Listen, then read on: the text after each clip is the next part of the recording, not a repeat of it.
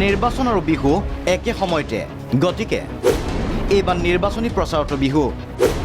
অগপৰ সভাপতি অতুল বৰাৰ বিহুগীত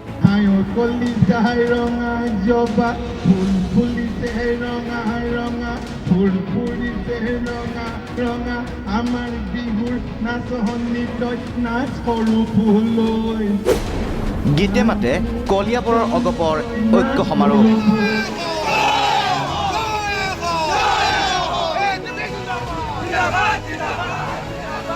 দলৰ কাৰ্যকৰী সভাপতি কেশৱ মহন্তৰ দুৰ্গ অক্ষত ৰাখিবলৈ শক্তি প্ৰদৰ্শন কৰিলে অসম গণ পৰিষদে গান্ধী পথাৰত সহস্ৰাধিক লোক কেন্দ্ৰীয় নেতৃত্বৰ উপস্থিতিত 5 শতাধিকৰ অগপত যোগদান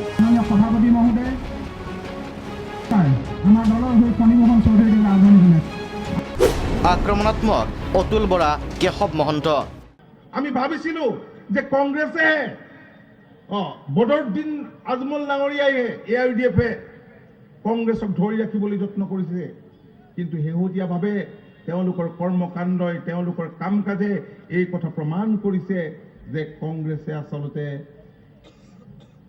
AIUDF-ক বাদ দি তেওঁলোকে বৰ্তমান সময়ত কোনো চিটত জিকাৰ পৰিকল্পনা কৰিব নোৱাৰে কল্পনা কৰিব নোৱাৰে আৰু সেইকাৰণে কংগ্ৰেছে AIUDF-ৰ লগ লাগিবৰ কাৰণে তেওঁলোকে বিভিন্ন প্ৰকাৰে প্ৰচেষ্টা চলাইছিল আৰু মাজত সোমাই পৰিছিল এসময়ৰ সাংবাদিক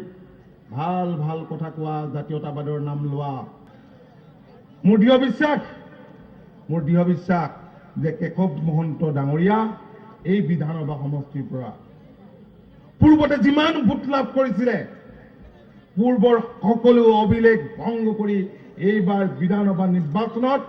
ইয়াৰ পৰা জয়ী হ'ব আৰু আপোনালোকে সকলোৱে সহযোগিতা আগবঢ়াব সকলোৱে নিজে প্ৰাৰ্থী বুলি ভাবি লৈ সহযোগিতা আগবঢ়াব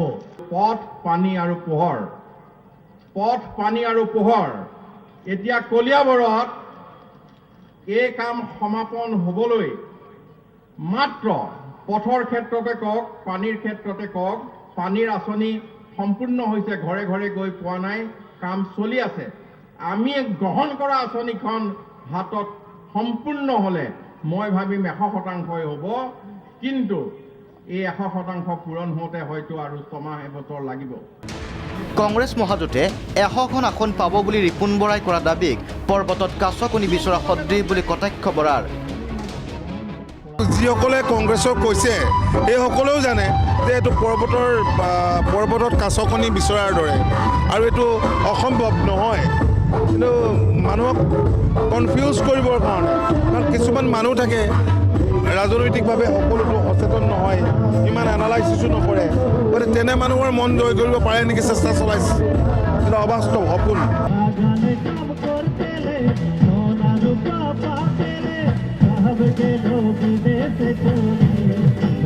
ইফালে ঐক্য সমাৰোহত গীত পৰিৱেশন কৰিলে কল্পনা পাটোৱাৰী সাজন নায়ক ভৃগু কাশ্যপে